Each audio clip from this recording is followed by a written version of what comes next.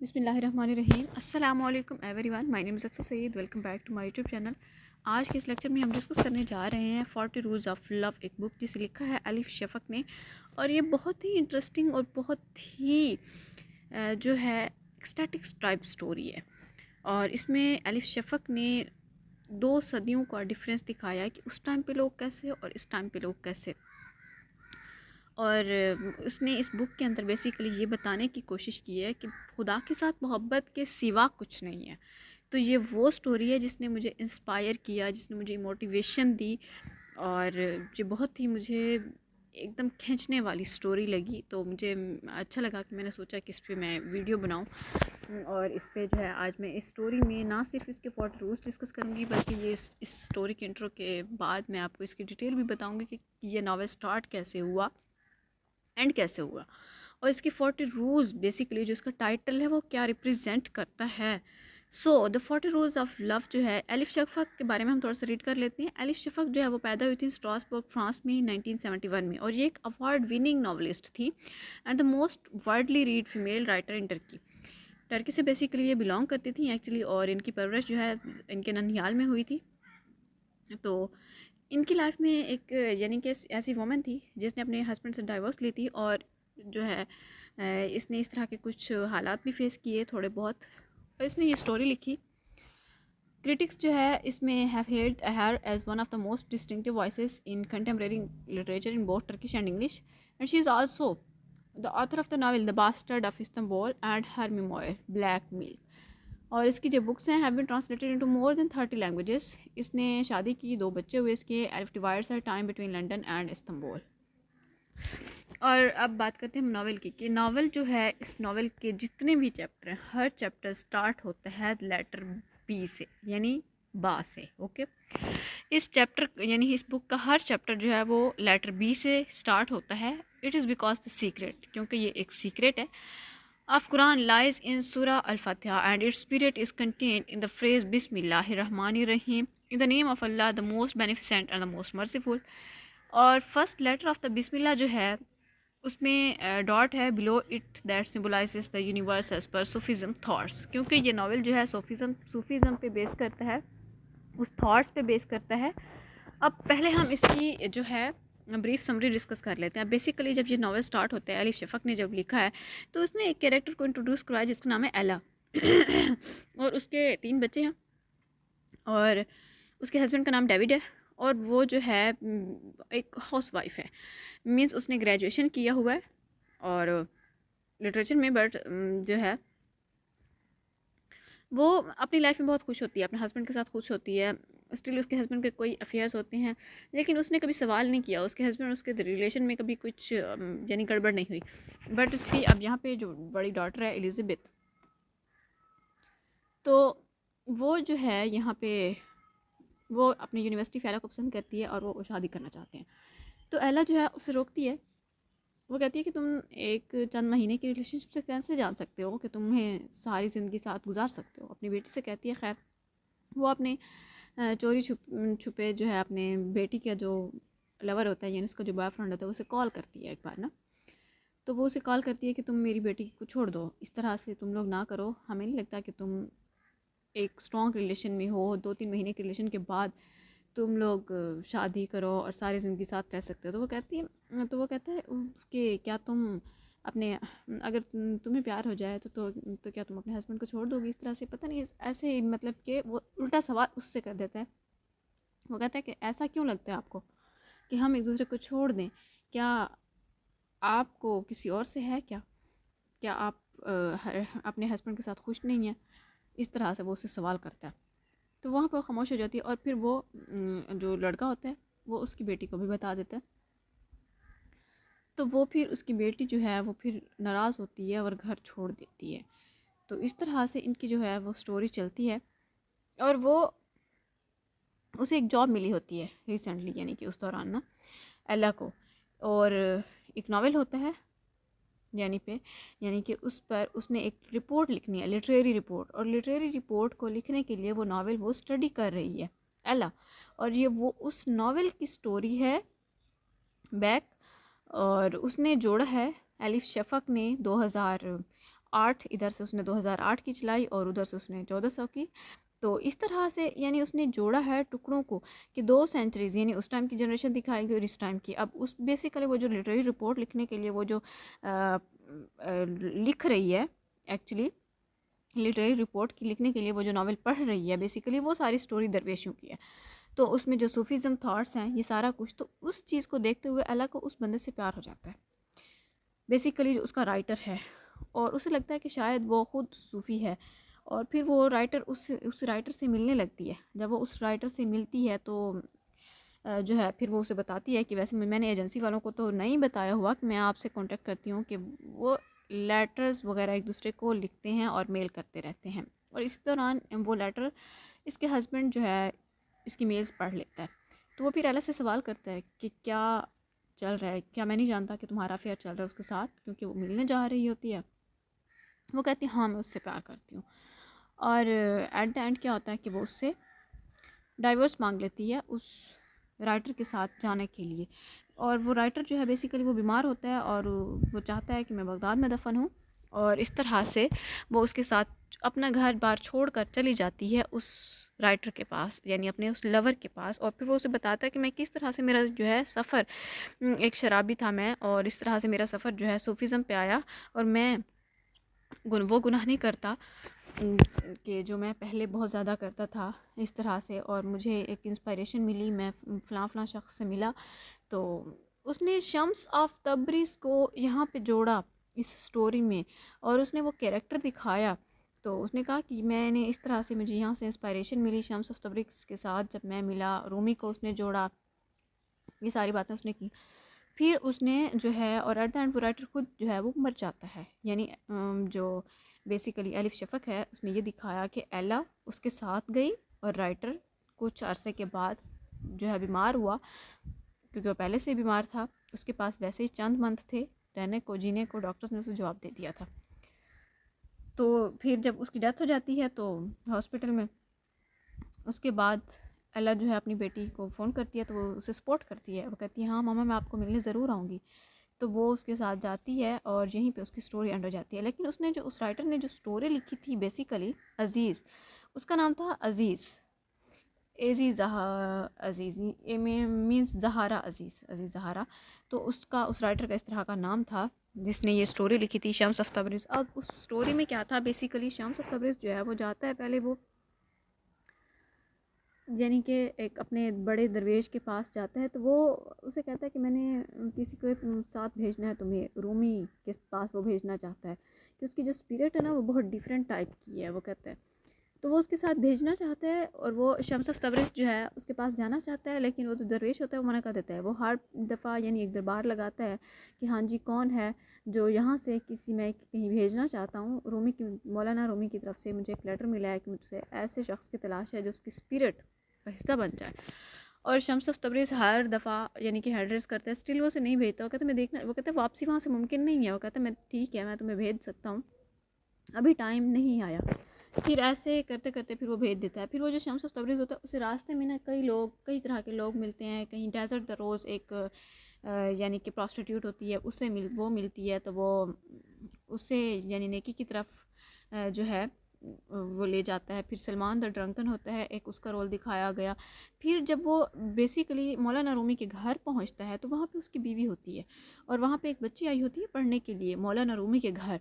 अब वो जो बच्ची होती है पढ़ने के लिए जो आई होती है, उसके दो, मौलाना रूमी के दो बेटे होते हैं, जिसका जो, उसका जो छोटा बेटा होता है वो उस बच्ची को पसंद करता है, उस लड़की को, उससे शादी करना चाहता है। और वो लड़की उसके पास भी काफ़ी यानी कि वो भी नॉलेज वाली होती है। उसे उसके बाप छोड़ के गया होता है वहाँ पे हमेशा के लिए कि ये पढ़ाएंगे, सब कुछ करेंगे। और उसकी जो बीवी होती है वो दूसरी होती है। तो उसका कोई ख़ास, उसके जो बेटे होते हैं ना वो बड़ी बीवी से होते हैं, यानी जिसकी डेथ हो चुकी होती है। तो वो उस बच्ची को उसकी रूह जैसे स्पिरिट ये दिखाया गया कि वो उसे गाइड करती है कि तुमने अगर ये सवाल करेगा तो तुमने ये जवाब देना है, दिस दैट। तो वहाँ शम्स ऑफ तबरेज़ जो है वहाँ पे रहता है फिर। और फिर स्टोरी को एक ट्विस्ट में ये आया कि वो जो लड़की होती है जो रह रही होती है वहाँ पे मौलाना रूमी के घर, वो लाइक करने लग जाती है शम्स ऑफ तबरेज़ को। तो शम्स को जब वो लाइक करती है और फिर ऐसा होता है कि एक बार शम्स जो है घर छोड़ के चला जाता है मौलाना रूमी का। तो मौलाना रूमी उसके साथ, क्योंकि वो हमेशा मुराकबे में रहते हैं, अपनी लाइब्रेरी के अंदर किसी को इजाज़त नहीं होती।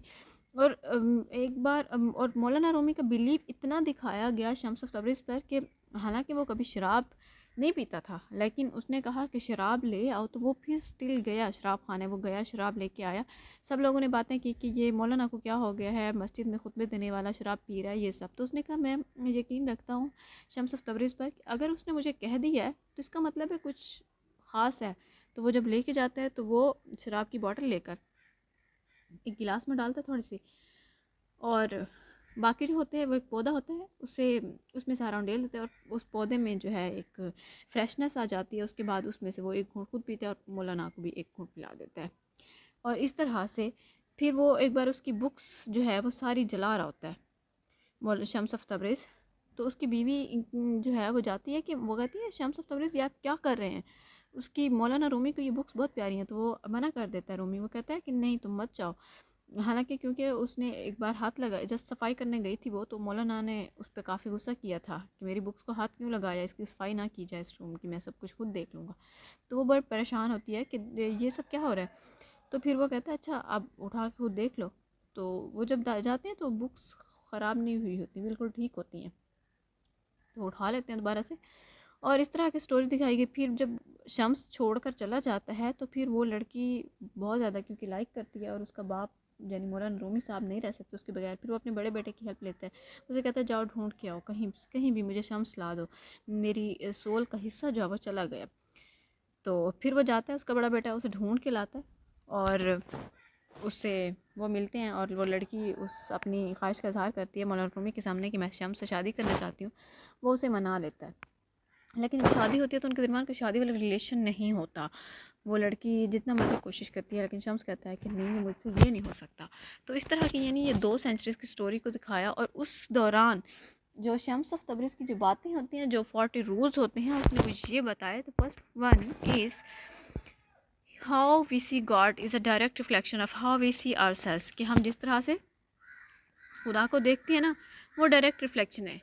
हम खुद अंदर से जैसे होंगे ना, हम खुदा को भी वैसे देखेंगे। अगर हमारे माइंड में कोई खौफ या कोई ब्लेम है, तो इसका मतलब ये है कि ये जो फेयर और ब्लेम है ये हमारे अंदर है, ये हमें गॉड ने नहीं दिया। हम गॉड को as a full of love and compassion so we are, हमें उस तरह से देखना। अगर हम उस तरह से देखते हैं तो इसका मतलब है, हम गॉड को अगर बहुत ही मोहब्बत से भरा हुआ देखते हैं तो इसका मतलब हमारे अंदर मोहब्बत है। लेकिन अगर हम खौफ ज़दा हैं तो इसका मतलब है हम खुदा को भी वैसे ही देख रहे हैं। फिर उस दौरान वो जिस चीज़ से मिलते हैं शम्स ऑफ तबरीज़, वो सबको ये स्टोरी यानी कि रूल्स बताता जाता है। कहीं पे वो कोई रूल पढ़ता है, कहीं पे वो कोई रूल। तो दूसरा दूसरा जो रूल है बेसिकली उसने ये बताया, the path to the truth is labour of the heart not of the head. ये जो सच्चाई का जो रास्ता है वो दिल की मेहनत है, ना कि दिमाग की। Make your heart your primary guide, कि आप अपने दिल को अपना जो है पहला गाइड आप अपने दिल को बनाएं, ना कि आप अपने दिमाग को। मीट चैलेंज, यानी आप चैलेंजेस से गुजरें। And ultimately prevail over your नफ्स with your heart, knowing your ego will lead you to the knowledge of God. जब आप अपनी नाक को पहचान जाएंगे, इसका मतलब है तो फिर आप जो है अपने खुदा का भी नॉलेज हासिल कर लेंगे। And rule number 3 is you can study God through everything and everyone in the universe. आप खुदा को हर जगह देख सकते हैं, हर जगह इस दुनिया के अंदर, इस कायनात के अंदर। बिकॉज क्योंकि God is not confined in a mosque, कि खुदा सिर्फ मस्जिदों में नहीं मिलता, ना ही चर्च वगैरह में। बट लेकिन if you are still in need of knowing where exactly his abode is, अगर आप ये जानना चाहते हैं ना कि खुदा बेसिकली कहाँ है, तो वो आप खुदा के सच्चे मोहब्बत करने वाले सच्चे आशिक के दिल में जाके देखें, खुदा वहाँ पे मौजूद है। And the next rule is rule number 4। वो कहते हैं intellect and love are made of different materials. ये जो इंटेलेक्ट है ना, अक्ल जो है इंसान की, और जो मोहब्बत है, ये दोनों डिफरेंट मटेरियल्स के बने हुए। इंटेलेक्ट जो है वो लोगों को टाइज करता है इन नॉट्स एंड रिस्क्स नथिंग, यानी वो ख़तरे से आगाही दे के बचाता है कि भाई आप ये ख़तरा है, आप ये काम ना करो। लेकिन जो मोहब्बत है वो डिज़ोल्व करती है all tangles and risks everything. और मोहब्बत जो है ना, उसमें इंसान ख़तरे से भी गुजर जाता है, हर तरह का ख़तरा उठा लेता है। इंटेलेक्ट जो है वो हमेशा कॉशियस रहता है और वो हमेशा एडवाइस करता है बीवियर टू मच एक्सटेसी कि बहुत ज़्यादा वजदान में मत जाओ। लेकिन वेयर एज लव जो है वो ये कहता है ओ नेवर माइंड, कोई बात नहीं, take the plunge. Intellect does not easily break down whereas love can effortlessly reduce itself to rubble. लेकिन ट्रेजर जो है वो हिडन है अमंग रोइंस, तबाही के पीछे जो ख़जाना है ना वो छुपा होता है। और ब्रोकन हार्ट के अंदर जो ख़जाना है उसके अंदर बहुत ही ख़जाना छुपा होता है। And the next rule number 5 is most of problems of the world stem from linguistic mistakes and simple misunderstanding। कि बहुत सारी problems इस दुनिया में सिर्फ इस वजह से आती हैं कि हमारी linguistic mistakes यानी हमारी speech में mistakes होती हैं, हमारी misunderstandings में mistakes होती हैं। Don't ever take words at face value। When you step into the zone of love language, as we know, it becomes obsolete। That which cannot be put into words can only be grasped through silence। तो फिर हम जो है खामोशी से भी meanings अखज़ कर लेते हैं। And the next rule is rule number 6, that is, अब इसमें उसने क्या बताया, उसमें इसने लोनलीनेस और सॉलिट्यूड की बात की है कि ये दोनों डिफरेंट चीज़ें हैं। When you are lonely it is easy to delude yourself into believing that you are on the right path. जबकि सॉलिट्यूड जो है वो बेटर है for us as it means being alone without feeling lonely. कि आप अपने अंदर तन्हाई नहीं महसूस कर रहे जब आप अलोन है। लेकिन eventually it is the best to find a person who will be your mirror. लेकिन फिर भी वो कहता है कि आपको एक ऐसे इंसान की तलाश ज़रूर होनी चाहिए, आप एक ऐसे इंसान के साथ ज़रूर मिलो जो आपका अक्स हो, ये नहीं जो आपको शीशा दिखा सके कि आपके अंदर ये खामी है या आपके अंदर ये खूबी है। याद रखो, only in another persons heart can you truly see your self the presence of God within you. कि आप जो है किस तरह से देख सकते हैं, ट्रूली सी योर सेल्फ किसी और बंदे के दिल में, the presence of God within you.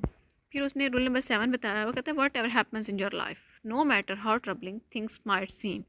जो भी आपकी ज़िंदगी में वाक़ हो रहा होता है ना, नो मैटर नहीं करता ये हाउ ट्रबलिंग थिंग्स माइट सीम, कि चीज़ें कितनी मुश्किल नज़र आती हैं। Do not enter the neighbourhood of despair. कि आप मायूसी के हमसाए मत बने, मायूसी में मत जाएं। Even when all doors remain close, जब तमाम रास्ते भी बंद हो जाए ना, तब भी खुदा ने आपके लिए एक न्यू पाथ रखा है। बी थैंकफुल, हमेशा शुक्रगुजार बने। It is easy to be thankful when all is well. जब सब कुछ होता है ना, तब हमारे लिए शुक्र का कलमा जो है ना बहुत आसानी से अदा हो जाता है। और a Sufi is thankful not only for what he has been given. और एक सूफ़ी जो होता है वो सिर्फ उस वक्त शुक्रगुजार नहीं बनता जब उसके पास सब कुछ होता है, लेकिन उस वक्त भी शुक्रगुजार बन जाता है जब उसके पास कुछ नहीं होता। But also for all that he has been denied, जिस चीज़ से उसे इनकार किया गया, जो चीज़ उसे नहीं मिली, वो उसके लिए भी थैंकफुल है, क्योंकि वो समझता है कि खुदा ने अगर उसे नहीं दी तो उसका मतलब है इसमें भी भलाई है। And the rule number 8 is patience does not mean to passively endure. अब इसमें जो है सबर का उसने मतलब बताया, it means to look at the end of a process. What does patience mean? It means to look at the thorn and see the rose. कि आप कांटे को देखें और आपको रोज़ गुलाब नज़र आए। To look at the night, आप रात को देखें और आपको सुबह नज़र आए। Impatience means to be short sighted as to not be able to see the outcome. कि आप इवन देख भी नहीं सकते कि अंधेरी रात के बाद सवेरा भी है। The lovers of God never run out of patience for they know that time is needed for the crescent moon to become full. Okay. And the rule number 9 is east west south और north makes little difference. इनमें कोई ख़ास जो है फ़र्क नहीं है। No matter what your destination, ये मैटर नहीं करता कि आपकी डेस्टिनेशन क्या है, मंजिल क्या है। Just be sure to make every journey a journey within. कि आपके अंदर एक जर्नी है, सफ़र है। If you travel within you will travel the whole wide world and beyond. And rule number 10 is the midwife knows. अब वो कहता है कि हमेशा दाइया ही जानती है कि जब पेन नहीं होगा ना, तो इसका मतलब है कि बेबी का आने का रास्ता भी ओपन नहीं है। And the mother can not give birth. Likewise for a new self to be born. कि एक नई खुशखबरी सुनने के लिए उसके लिए हार्डशिप्स ज़रूरी है, सख्त मेहनत ज़रूरी है। Just as clay needs to go through intense heat to become strong, love can only be perfected in pain. उसके बाद रूल नंबर 11 है हमारे पास, that is the quest for love changes us. जो इंसान के अंदर जो मोहब्बत की एक प्यास होती है ना, वो चेंज कर देती है। There is no seeker among those who search for love who has not matured on the way. The moment you start looking for love you start to change within and without. और फिर rule number 12 आता है हमारे पास, वो कहते हैं there are more fake gurus and false teachers in this world. कि इस दुनिया में बहुत सारे फेक गुरु भी हैं, बहुत ज़्यादा गलत जो है उस्ताद भी हैं। और वो इस जो विजिबल यूनिवर्स है उसमें जो तारों की तादाद है उससे भी ज़्यादा है। लेकिन आप पावर ड्राइवन से कंफ्यूज मत हों। Self standard people with true mentors, आप ट्रू मेंटर्स को मत भूलें। और जेन्युइन स्पिरिचुअल मास्टर जो होता है वो कभी भी आपकी अटेंशन हासिल करने के लिए आपसे कोई एब्सोल्यूट ओबीडियंस नहीं एक्सपेक्ट करता, ना ही आपसे कोई तारीफ़ चाहता है, बट लेकिन फिर भी इंस्टेड वो इस सब के बावजूद अगर आप उसे इज़्ज़त ना भी दें, आप उससे मोहब्बत ना भी करें, तब भी वो आपकी हेल्प करेगा, आपको अप्रिशिएट करेगा, आपको एडमायर करेगा आपके इनर सेल्फ को। ट्रू मेंटोर्स जो है वो हमेशा एक ग्लास की तरह बिल्कुल ट्रांसपेरेंट होता है, साफ शफाफ। They let the light of God pass. And the next is rule number 13. Try not to resist the changes. Changes को आप resist करने की कोशिश ना करें. Which come your way. जो आपके रास्ते में changes आती हैं आप उनके लिए रुकावट मत खड़ी करें. Instead, let life live through you and do not worry that your life is turning upside down. How do you know that the side you are used to is better than the one to come? आपको कैसे पता चलेगा कि जो side आप जिस सीमत आप जा रहे हैं वो आपके लिए ठीक है जब तक आपके इस रास्ते में दूसरी नहीं आएगी। और फिर उसके बाद हमारे पास rule number 14, God is busy with the completion of your work both outwardly and inwardly. He is fully occupied with you. Every human being is a work in progress that is slowly but inexorably moving toward perfection. We are each an unfinished work of art both waiting and striving to be completed. God deals with each of us separately because humanity is fine art of skilled penmanship, where every single dot is equally important for the entire picture. और फिर rule number 15 आता है हमारे पास, it is easy to love a perfect God. ये बहुत आसान है कि हम एक परफेक्ट यानी मुकम्मल गॉड से मोहब्बत करें, unblemished and infallible that he is. But what is far more difficult is to love fellow human being. लेकिन ये मुश्किल है कि फेलो ह्यूमन बीइंग्स आप प्यार करें विद ऑल देयर इम्परफेक्शंस, के उसके अंदर जो भी खामियां हैं उन सब के साथ एंड डिफेक्ट्स। रिमेंबर, याद रखें, one can only know what one is capable of loving. There is no wisdom without love. मोहब्बत के बगैर कोई दानाई नहीं है। Unless we learn to love God's creation we can neither truly love not truly know God. जब तक हम खुदा की बनाई हुई मखलूक से मोहब्बत नहीं करते ना, तब तक हम ये जान ही नहीं सकते कि खुदा क्या है, उसकी क्रिएशन क्या है। And the next is rule number 16, real faith is the one inside. जो असली ईमान होता है, जो सच्चा ईमान होता है ना, वो हमारे अंदर होता है। The rest simply wash off. There is only one type of dirt that can not be cleansed with pure water and that is the stain of hatred and bigotry contaminating the soul. You can purify your body through abstinence and fasting but only love will purify your heart. सिर्फ मोहब्बत ही है जो आपके दिल को पाक कर सकती है। Okay. And the rule number 17 is the whole universe is contained within a single human being, you. Everything that you see around, जो कुछ भी आप अपने इर्द गिर्द देखते हैं, including the things that you might not be fond of, and even the people you despise or abhor, is present within you in varying degrees. Therefore, do not look for shaitan outside yourself either. आप शैतान को मत देखिए। The devil is not an extraordinary force that attacks from without. It is an ordinary voice within, कि आपके अंदर भी है. If you set to know yourself fully, facing with honesty and hardness. Rule number 18 is, if you want to change the ways others treat you. अगर आप ये चाहते हैं ना कि दुनिया वाले आपको बेहतर अंदाज में ट्रीट करें, तो फिर फर्स्ट आप अपने आप को चेंज करें, अपने आप को ट्रीट करना सीखें फुल्ली और sincerely. There is no way you can be loved. इसके अलावा कोई रास्ता नहीं है कि हर कोई आपको प्यार करे, आपसे प्यार करे। Once you achieve that stage, जब आप उस स्टेज को, उस मकाम को हासिल कर लेते हैं, however be thankful for every thorn that others might throw at you. तो फिर आपको हर उस कांटे का शुक्रगुजार होना है कि जिसने आप पर, जो दूसरे लोगों ने आप पर फेंका। इट इज़ अ साइन, ये एक साइन है, इशारा है। You will soon be shard in roses, तो फिर आपको फूल ही फूल मिलेंगे। Fret not. Rule number 19 is, fret not where the road will take you. Instead, concentrate on the first step. Just first step पे आप concentrate करें, जो पहला step है, that is the hardest part and that is what you are responsible for. Once you take the step, let everything do what it naturally does and the rest will follow. Don't go with the flow, be the flow. आप be यानी आप flow बने, आप जो है flow के साथ मत जाएं, ठीक है। आप रास्ता बनाएंगे तो अगला रास्ता खुद ब खुद बनता जाएगा ना। पहला स्टेप तो आपको लेना पड़ेगा ना। और पहला स्टेप ही हमेशा मुश्किल होता है। Rule number 20 is we were all created in his image and yet we were each created different and unique. Allah ताला ने हमें अपने एक इमेज से बनाया, लेकिन हम सारे यूनिक हैं, डिफरेंट हैं। कोई भी दो लोग सेम नहीं है। No hearts beat to the same rhythm. If God had wanted everyone to be the same he would have made it so. Therefore disrespecting differences and imposing your thoughts on others is an amount to disrespecting God's holy scheme. इसका मतलब है अगर आप दूसरों को criticise कर रहे हैं बिला वजह, तो इसका मतलब आप खुदा को कर रहे हैं ना।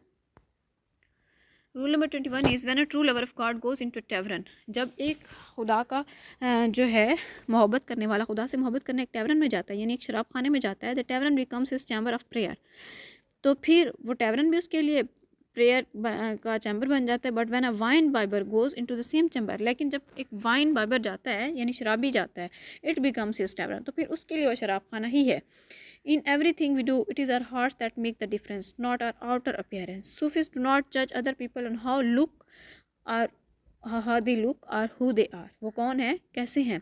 When a Sufi stares at someone, जब सूफी किसी इंसान को देखता है ना, he keeps both eyes closed, और फिर वो अपनी दोनों आँखों को बंद कर लेता है। Instead opens a third eye, वो अपनी जो है एक तीसरी आँख खोलता है जो उसके दिल की आँख होती है, that is sees the inner real, और फिर वो अंदर की आँख से अंदर का देखता है सब।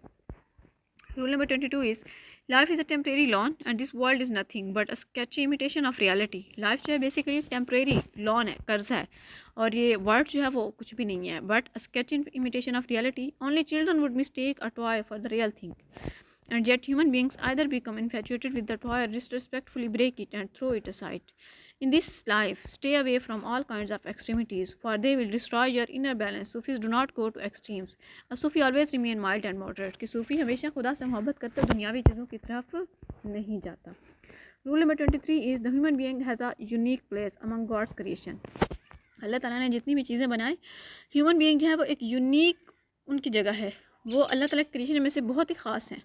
आई breathe into him of my spirit, God says each and every one of us without exception is design to be God's delegate on earth.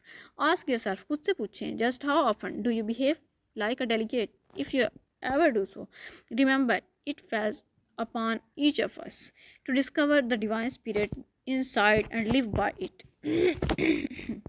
Sorry. Rule number 24 is hell is in the here and now. जहन्नम जो है वो इधर है और अभी है. So is heaven. Quit everything about hell or dreaming about heaven, as they are both present inside this very moment. Every time we fall in love, we ascend to heaven. Every time we hate, we are fight someone, we tumble straight into the fires of hell. अब इसमें वो क्या कहते हैं, वो कहते हैं कि हेल और हेवन हमारे अंदर है. अगर हम नफ़रत में जी रहे हैं, इसका मतलब है हम हेल में हैं. और अगर हम हर वक्त प्यार से बहुत ही मोहब्बत के साथ पेश है, इसका मतलब हम जन्नत में हैं. Rule number 25 is each and every reader comprehends the Holy Quran on a different level of tandem with the depth of his understanding. वो कहते हैं हर जो रीडर होता है ना, वो होली कुरान को, कुरान पाक को डिफरेंट लेवल्स के साथ पढ़ता है. और उसने इसमें शम्स ऑफ तबरीज़ ने वैसे 4 लेवल बताए थे.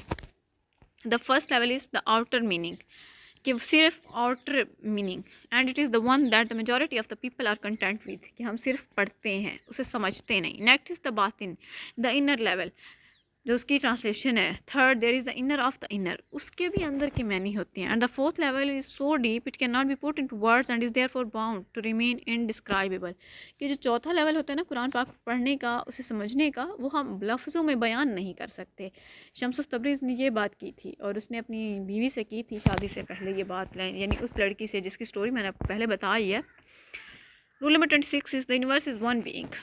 Everything and everyone is interconnected through an invisible web of stories, whether we are aware of it or not. We are all in a silent conversation. Do no harm, practice compassion, and do not gossip behind anyone's back. कि आप किसी के पीछे उसकी बुराई मत करें. Not even a seemingly innocent remark. The words that come out of our mouths do not vanish, but are perpetually stored in infinite space, and they will come back to us in due time. यानी जो words हम दूसरों के लिए बोलते हैं वो हमारे पास आएंगे लौट कर. One man's pain will hurt us all. Okay. And the next rule is whatever you speak, आप जो भी बोलते हैं, good or evil, अच्छा या बुरा, will somehow come back to you. वो आपके पास लौट कर आना है. Therefore, if there is someone who harbors ill thoughts about you, saying similarly bad things about him, will only make matters worse. You will be locked in a vicious circle of malevolent energy. Instead, for 40 days and nights, say and think nice things about that person. Everything will be different at the end of 40 days because you will be different inside. कि अगर आप किसी के बारे में कुछ बुरा सोचते हैं, 40 दिन तक प्रैक्टिस कर लें उसके बारे में अच्छा सोचने की, अच्छा बोलने की, उस 40 दिन के एंड पे ना आप बिल्कुल टोटली चेंज हो चुके होंगे, आपके ख्यालात उसके बारे में चेंज हो जाएंगे। Rule number 28 is the past is an interpretation. जो पास्ट है वो इंटरप्रिटेशन है, फ्यूचर जो है वो एक इल्यूजन है। World does not move through time as if it were a straight line proceeding from the past to the future. Instead time moves through and within us in endless spirals.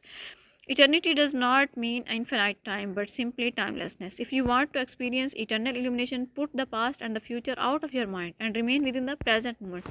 क्या आप हाल में ही जियो और कुछ करना है तो हाल में ही करो, पास्ट और फ्यूचर को आप छोड़ दो। Rule number 29 is destiny doesn't mean that your life has been strictly predetermined. Therefore, to leave everything to the fate and to not actively contribute to the music of the universe is a sign of sheer ignorance. The music of the universe is all pervading and it is composed on 40 different levels. Your destiny is the level where you play your tune. You might not change your instrument, but how well to play is entirely in your hands. And rule number 30 is the true Sufi is such that even when he is unjustly accused, attacked, and condemned from all sides, he patiently endures, uttering not a single bad word about any of his critics. A Sufi never apportions blame. How can there be opponents or rivals or even others when there is no self in the first place? How can there be anyone to blame when there is only one? And the rule number 30 is if you want to strengthen your faith, अगर आप अपने ईमान को मजबूत बनाना चाहते हैं, you will need to soften inside. तो आपको अपने अंदर से नरम बनना पड़ेगा. For your faith to be rock solid, your heart needs to be as soft as a feather. कि आप अपने heart को इस तरह से soft बनाए जैसा कि एक feather. Through an illness, accident, loss or pride, one way or another, we are all faced with incidents that teach us how to become less selfish and judgmental and more compassionate and generous. Yet some of us learn the lesson and manage to become milder, while some others end up becoming even harsher than before. And the rule number 32 is nothing should stand between you and God. No imams, कि आप और आपके खुदा के दरमियान कुछ भी नहीं है, कोई इमाम नहीं, कोई प्रीस्ट नहीं, कोई रबीज़ नहीं और any other custodians of moral or religious leadership, not spiritual masters and not even your faith, कुछ भी नहीं। Believe in your values and your rules, आप अपने रूल्स को और अपनी वैल्यूज़ पर बिलीव रखें but never lord them over others. If you keep breaking other people's hearts, whatever religious duty you perform is no good. Stay away from all sorts of idolatry, for they will blur your vision. Let God and only God be your guide. Learn the truth, my friend. और फिर rule number 33 में Shams of Tabriz ने बोला why everyone in this world strives to get somewhere and become someone only to leave it all behind after death, you aim for the supreme stage of nothingness, live this life as light and empty as the number zero. बिल्कुल number zero की तरह आप अपनी life को जिए। We are no different from a pot, it is not the decorations outside but the emptiness inside that holds us straight. Just like that it is not what we aspire to achieve but the consciousness of nothingness that keeps us going. And rule number 34 is submission does not mean being weak और passive, कि अगर आप अपने आप को हवाले कर देते हैं ना अपने खुदा के, तो इसका मतलब ये नहीं है कि आप कमज़ोर हैं या आप पैसिव हैं। It leads to neither fatalism nor capitulation, just the opposite. True power resides in submission, a power that comes within. Those who submit to the divine essence of life will live in unperturbed tranquility and peace. Even the whole wide world goes through turbulence after turbulence. Rule 35 is in this world it is not similarities or regularities that take us a step forward but blunt opposites, and all the opposites in the universe are present within each and every one of us. ये सब में होती हैं. Therefore the believer needs to meet the unbeliever residing within, and the non-believer should get to know the silent faithful in him, कि उसके अंदर कितना faith है। नॉन बिलीवर को उससे एक बिलीवर से कुछ ना कुछ हासिल करना चाहिए। until the day one reach the stage of इंसान कामिल, the perfect human being. Faith is a gradual process and one that necessitates its seeming opposites, disbelief. Rule number 36 is this world is erected upon the principle of reciprocity. ये जो word है basically ये erect की गई है principle of reciprocity से, reciprocity. Neither a drop of kindness nor a speck of evil will remain unreciprocated, for not the plots, deceptions or tricks of other people. अगर कोई आपको आपके लिए ट्रैप सेट कर रहा है ना, रिमेंबर, याद रखो, so is God, he is the biggest plotter, कि अल्लाह ताला जो है ना वो बहुत बड़ा प्लानर है। Not even a leaf stage outside God's knowledge, कि एक पत्ता भी खुदा की हिकमत के बगैर, खुदा के हुक्म के बगैर नहीं गिरता। Simply and fully believe in that what ever God does he does it beautifully, कि अल्लाह ताला जो भी करते हैं ना बहुत खूबसूरत करते हैं। Rule number 37 is God is a meticulous dog maker, so precise is his order that everything on earth happens in its own time. Neither a minute late nor a minute early. And for everyone without exception, the clock works accurately. For each there is a time to love and a time to die.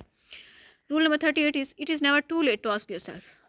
देर नहीं हुई अभी कि आप अपने आप से पूछें, I am I ready to change the life I am living, क्या मैं अपने आप को चेंज करने के लिए तैयार हूँ जो लाइफ में जी रहा हूँ या जी रही हूँ। Am I ready to change within, क्या मैं अपने आप को अंदर से बदलने के लिए तैयार हूँ। Even if a single day in your life is the same as the day before, it surely is a pity at every moment and with each new breath one should be renewed and renewed again. आप अपने आप को बदलें, आपको खुद को बदलने की ज़रूरत है। There is only way to be born into a new life, to die before death. Okay, and rule number 39 is while the parts change, the whole always remains the same. For every thief who departs this world, a new one is born. And every decent person who passes away is replaced by a new one. कि जो भी गुजर जाता है उसके पीछे कोई ना कोई छोड़ जाता है वो।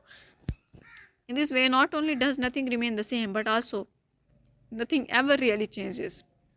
For every Sufi who dies, another is born somewhere.